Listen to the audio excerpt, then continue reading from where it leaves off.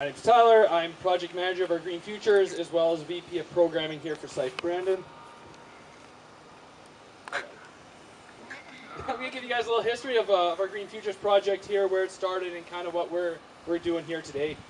Basically, it started in the spring of 2010 with a partnership with the East End location. I'm not sure how many of you are familiar with the gardens over by Rideau there in the East End, but that's another one of our Scythe projects.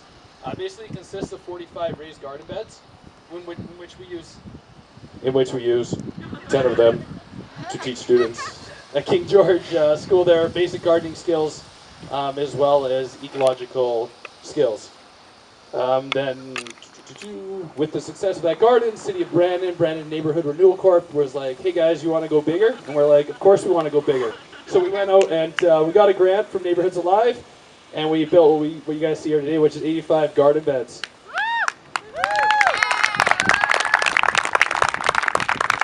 And basically, Scythe volunteers ourselves. We built about half of them.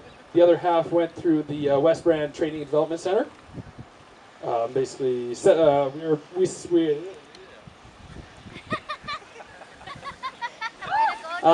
we were set to launch this last year, but due to the whole flood situation that everyone experienced, we were delayed back a year or so.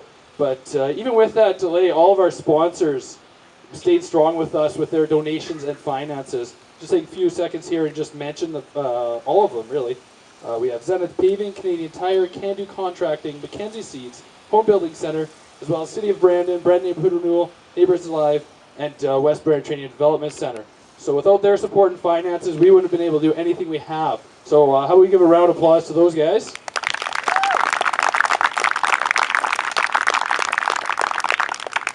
So you guys are probably wondering who's going to be using these garden beds. And basically what we've done here is we've actually partnered with Samaritan House, and they've identified some families for us to work with. And we're actually going to lead them through actually a training process as well that's going to teach them right from basic gardening skills right up to developing even a full-fledged business plan, because most of us are business students. And like Candace and Elisa mentioned, it is zoned as an urban farm, meaning anything that they grow an X on the garden, they can actually sell at farmers markets.